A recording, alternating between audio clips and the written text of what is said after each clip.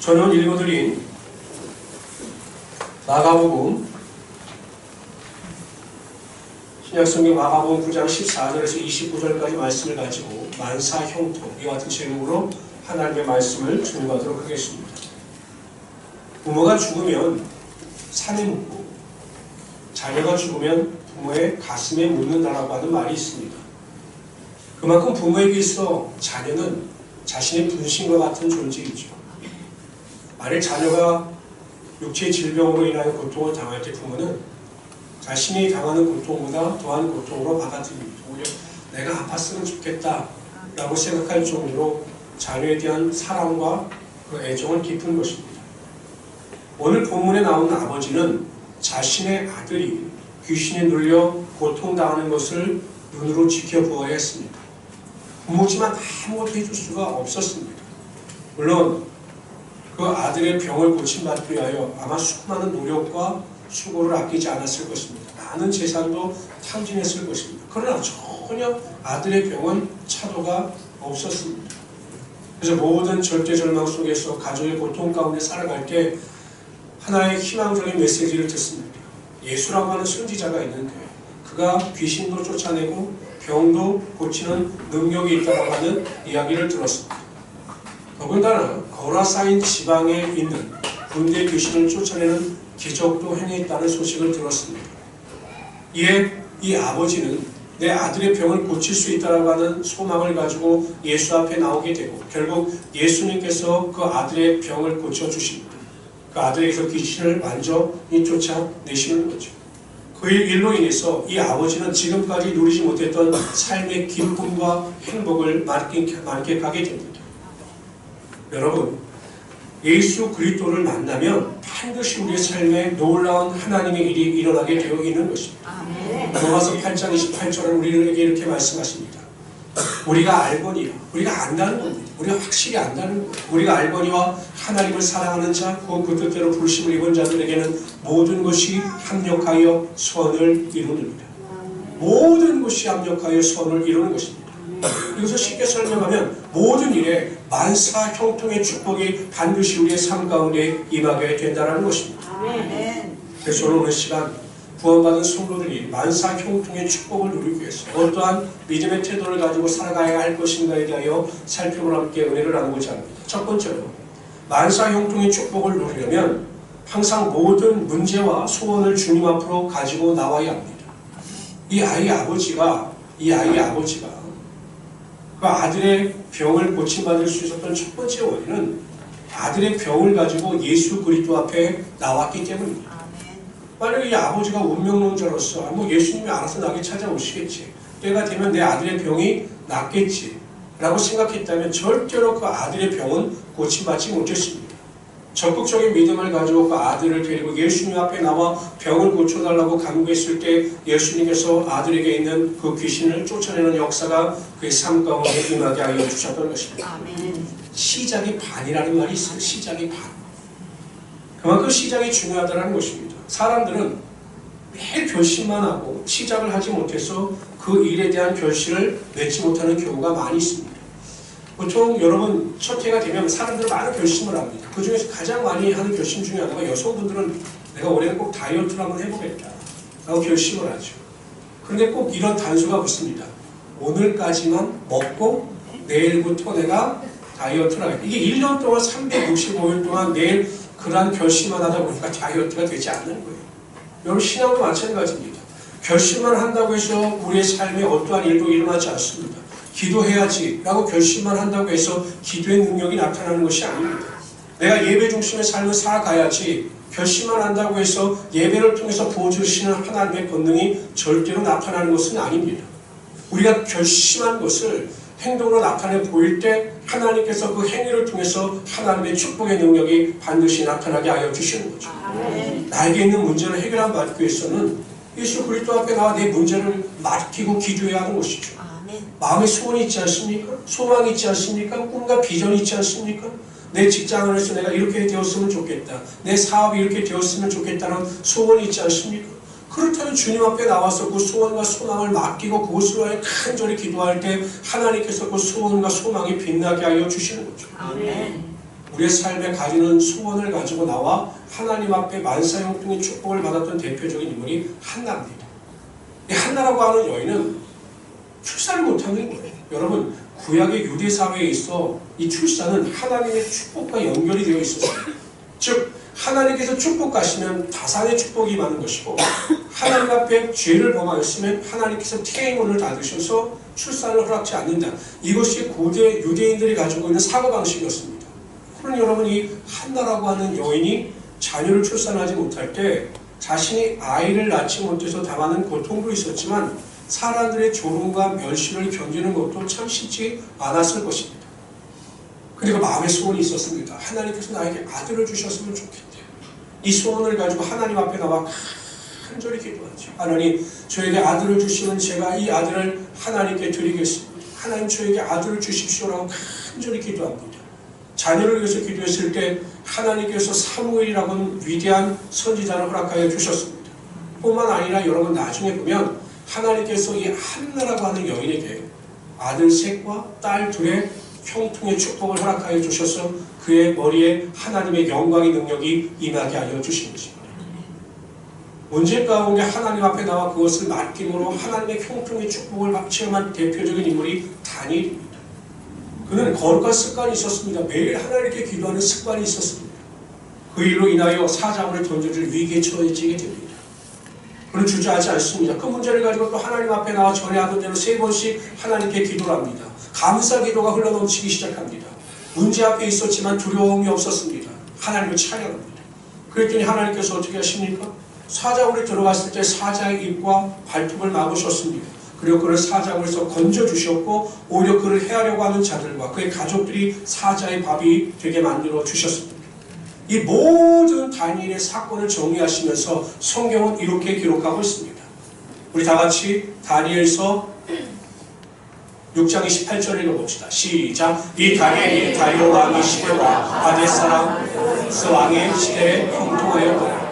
다리오 왕은 바벨론의 왕입니다. 바사 왕은 여러분 바벨론을 멸망시킨 나라가 바사입니다. 생각해 보십시오. 여러분. 두 나라의 국가에 이어서 보위관직에 있고 하나님의 축복과 형통을 받은 사람이 다니엘이에요. 어떻게 이런 일이 벌어질 수 있겠습니까? 간단합니다.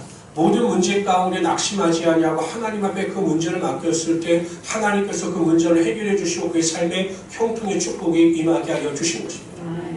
여러분, 에베소서 3장 2절은 이렇게 말씀하십니다. 우리 가운데 역사하시는 능력대로 우리의 온갖 구하는 것이나 생각하는 것에 넘치도록 부어주실 이에게. 하나님이 어떤 하나님이십니까? 우리가 생각하는 것이나 구하는 것보다 오히려 더 넘치도록 우리의 삶의 축복을 허락하여 주시는 하나님이 되시는 것입니다.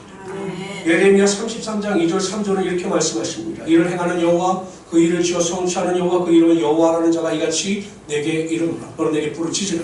내가 내게 응답하겠고 내가 알지 못하는 크고 비밀한 일을 내게 보이리라. 우리가 하나님 앞에 모든 것을 맡기고 모든 것을 기도할 때 항상 우리의 삶 가운데 크고 비밀한 일을 우리 삶 가운데 채워주시는 것입니다.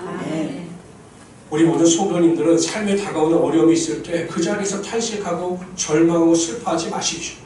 내가 당하고 있는 모든 문제를 가지고 하나님 앞에 나와 간절히 기도하며 맡길 때 그 슬픔이 변하여 기쁨이 되게 하여 주시고 탄식이 변하여 소망이 되는 역사가 여러분 삶 가운데 분명히 임하게 하여 주실 것입니다.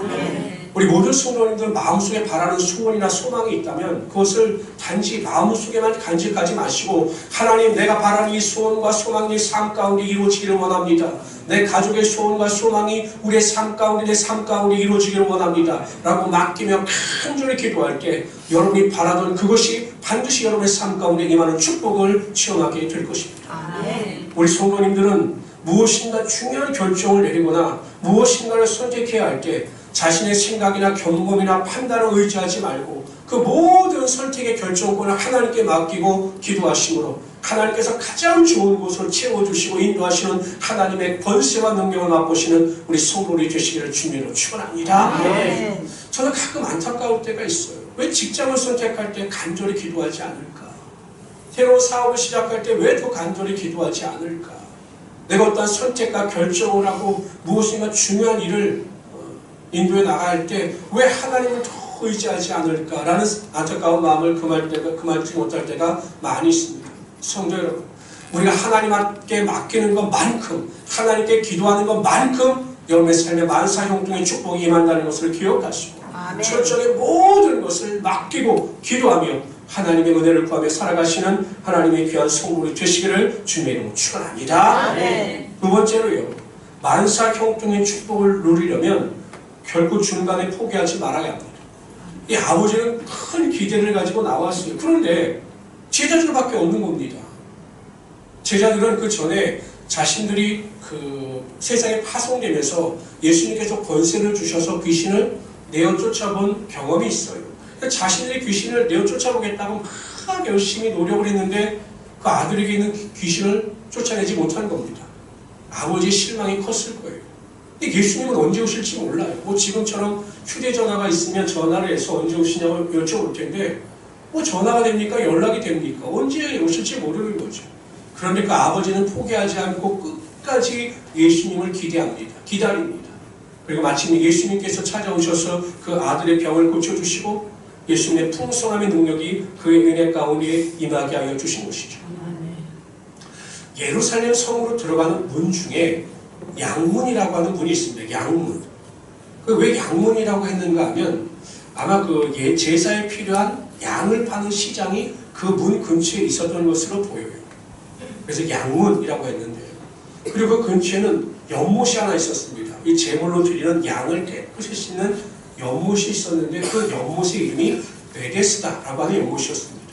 근데 한 가지 전설이 있었습니다. 그것은 무엇이냐면 천사가 내려와서 그 물을 막 휘저을 때 제일 먼저 그 물에 뛰어 들어가는 사람은 그 병이 낫는다라고 하는 전설이었어요. 그런데 그 연못 주변에 그 일로 해서 수많은 병자들이 있는데 그 병자들 중에 38년 된 병자가 있었습니다. 38년 동안 병을 앓은 사람입니다. 거동도 못해요. 이 사람은 누가 들어서 연못에 넣어주지 아니하면 병을 고침받을 수 있는 확률이 거의 제로였어요. 근데 여러분 누가 들어서 그 연못에 넣어줍니까? 자기 가기도 바쁜데. 그런데 여러분 우리 같으면 포기하겠죠. 아이고 내가 누가 나를 들어서 연못에 넣어줄 수 있는 사람은 없어 라고 포기할 텐데 이 사람은 38년이 됐지만 그 병을 고침받을 수 있다는 소망을 놓지 않습니다. 포기하지 않습니다. 그리고 그 자리에서 묵묵히 기다립니다. 그러자 마침내 예수님께서 그를 찾아오셔서 그 병을 고쳐주시는 하나님의 은혜와 능력을 맛보는 거죠. 만약에 그 사람이 그냥 병을 스스로 포기하고 돌아갔다면 영영이 그는 병을 고침받지 못했을 것입니다. 옛날에 우공이라고 하는 사람이 있었어요. 우공. 근데 이 우공이 사는 마을에 큰 산이 있는 겁니다. 그래서 사람들이 왕래하기에 너무 불편했습니다. 그래서 우공이 사람들에게 제안을 해요. 야, 우리가 이 산을 옮기자. 우리가 힘을 합치면 이 산을 옮길 수 있을 것이다. 여러분 이게 가당치는 한 말입니까? 이 산인데 그 산을 옮긴다고 그 산이 옮겨지겠어요? 근데 사람들은 우공을 향해서 저 노인이 이렇게 미쳤다고 다 조롱을 했어요.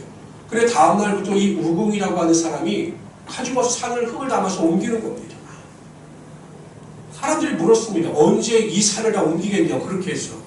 그랬더니 우공이 하는 말이 내가 못하면 내 아들이 할 것이고 내 아들이 못하면 내 손자가 할 것이다. 그리고 언젠가는 산이 옮겨지지 않겠느냐 이렇게 말을 했습니다.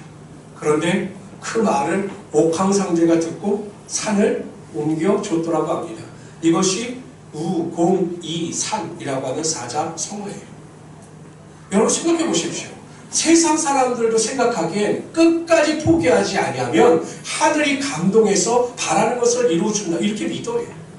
그냥 막연하게 믿는 겁니다. 하늘이 감동할 것이다. 포기하지 아니하면 감동할 것이다. 그래서 여러분 세상 사람들도 끈기를 가지고 포기하지 않고 노력합니다. 여러분 우리는 어떻습니까?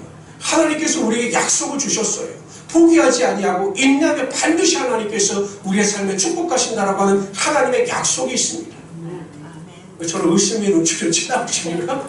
우리 말씀을 한번 읽어봅시다. 다 같이 읽어봅시다. 갈라디아서 6장 9절입니다. 시작. 우리가 손을 가되 낙심하지 말지니 포기하지 아니하며 내가 인내 얻으리라. 히브리서 10장 36절입니다. 시작. 너에게 인내가 필요하면 성도 여러분, 우리가 하나님의 축복을 받지 못하는 많은 이유 중에 하나가 포기하기 때문에 그렇습니다. 기도하다가 포기하고 간구하다가 포기하고 믿음 생활하다 포기하기 때문에 하나님의 축복과 하나님의 영광이 우리의 삶 가운데 임하지 않는 것입니다. 기도를 시작하셨으면 절대로 포기하지 마십시오. 끝까지 인내하면서 하나님의 약속을 붙잡고 기도하십시오. 그럴 때 반드시 하나님께서 하늘의 문을 여시고 여러분의 삶의 만사형통의 축복의 능력이 반드시 임하게 하여 주실 것입니다. 세 번째로요, 만사형통의 축복을 누리려면 흔들리지 않는 믿음을 소유해야 합니다. 귀신 들린 아들의 병을 고침받기 원했던 아버지는 예수님을 보자 간절한 마음을 가지고 이야기를 해요.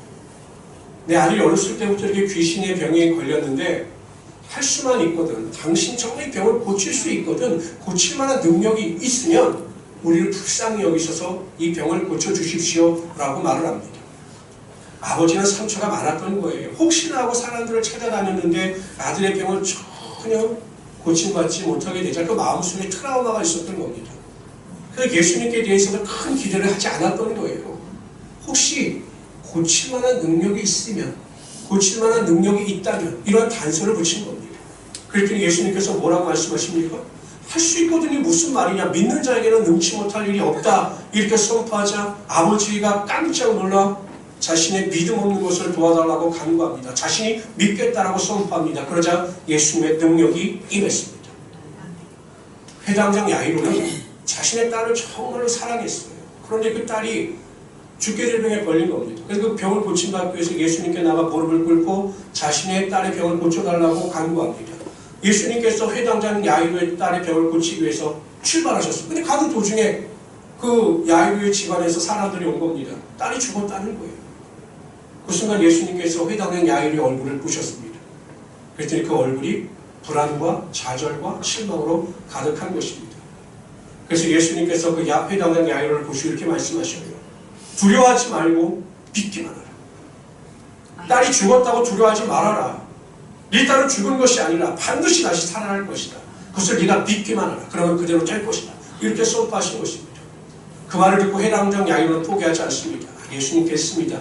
이제 그냥 돌아가십시오. 이렇게 말하지 않아요. 예수님께서 살리실 것을 믿고 두려워하지 않고 믿음으로 나아갑니다.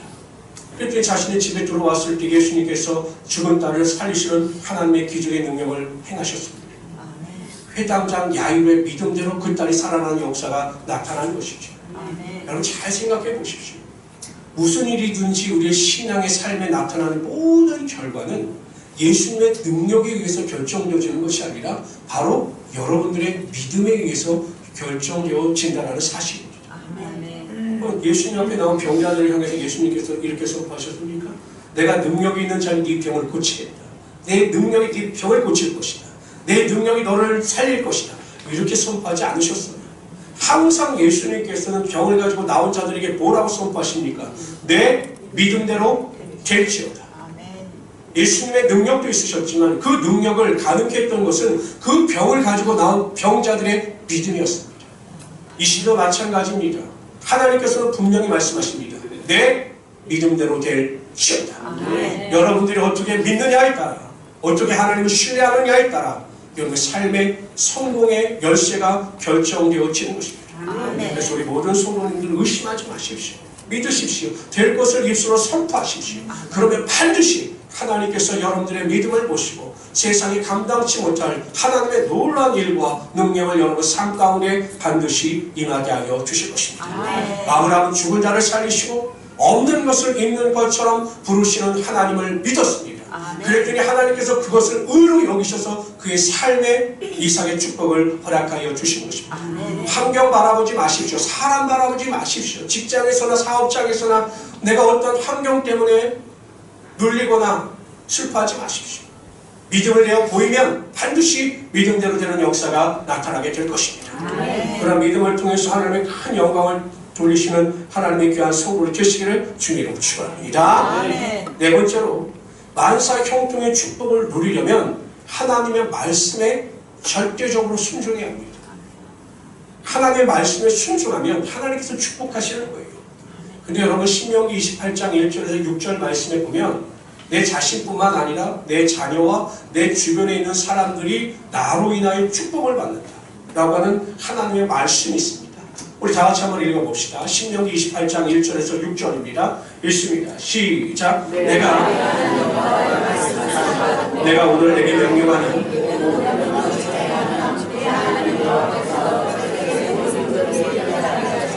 내가 내 하나님 여호와의 말씀을 청중하면 이 모든 복이 내게 임하며 내게 이르르니 성읍에서도 복을 받고 들에서도 복을 받을 것이며 내 몸의 자녀와 내 본지의 소산과 내 짐승의 새끼와 소의 양의 새끼가 복을 받을 것이며.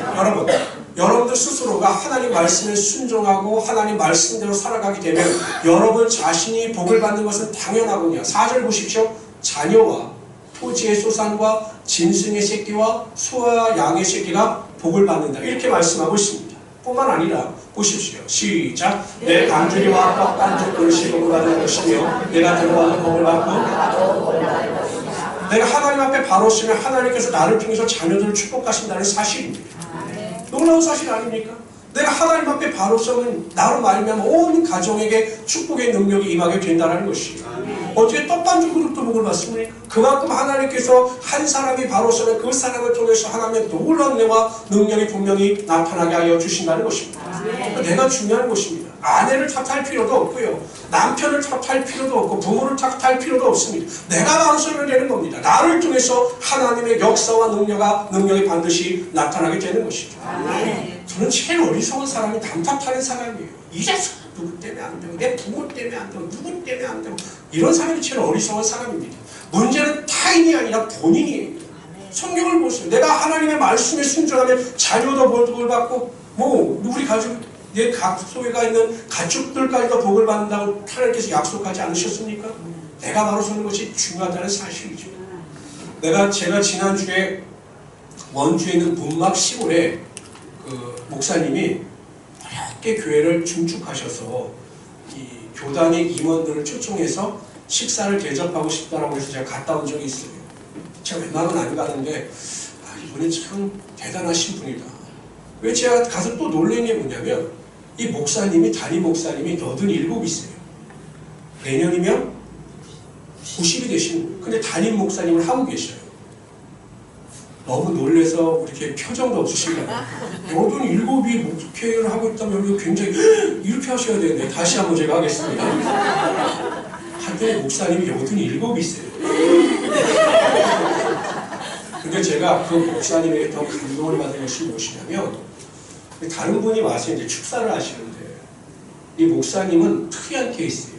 신학을 하지 않고 목회자가 된 케이스예요. 우리 교단법에 의하면 이 전도인 제도가 있었어요. 옛날에는 신학교가 이렇게 온전하지 않을 때 정말 주님 앞에서 바로 서고 말씀과 기도에 전무하는 자들에게 이 전도서와 목회를 할 수 있게끔 해주셨거든요. 근데 이분이 정말 어려운 상황 가운데서도 하나님을 위해서라면 헌신하는 겁니다. 전도하는 일, 헌신하는. 그리고 또 교회가 어렵다. 그러면 자신의 재산을 그냥 팔아가지고 그냥 교회에 헌납하는 겁니다. 목사님이 말려도 그냥 헌납하는 거예요. 그렇게 사시는 거죠. 그랬더니 하나님께서 87살이 될 때까지 교회를 중축할 수 있는 은혜를 주시고 또 놀라운 사실은 그 아드님이 어려운 환경 가운데 목회를 하셨는데 그 부모의 헌신과 기도 덕분인지 큰 교회에서 지금 목회를 정말로 잘하고 있습니다. 우리 교단 내에서도 교단 임원으로서 정말 목회를 잘하고 계시고요. 그러한 이야기를 하시면서 제가 큰 은혜를 받았습니다. 여러분 보십시오. 여러분 하나님의 일에는 공짜가 없어요. 반드시 우리가 하나님 앞에 어떠한 삶의 태도를 가지고 살아가느냐에 따라 하나님은 반드시 하나님의 말씀에 순종한 자들에게 하나님의 놀라운 축복의 능력이 나타나게 하여 주시는 거죠. 아멘. 자녀를 위하여 하나님의 말씀에 순종하는 자들에게 자녀가 되는 축복이 나타나게 하여 주시는 겁니다. 아멘. 하나님 말씀에 순종하게 되면 가정이 살아나는 하나님의 역사가 나타나게 되는 것입니다.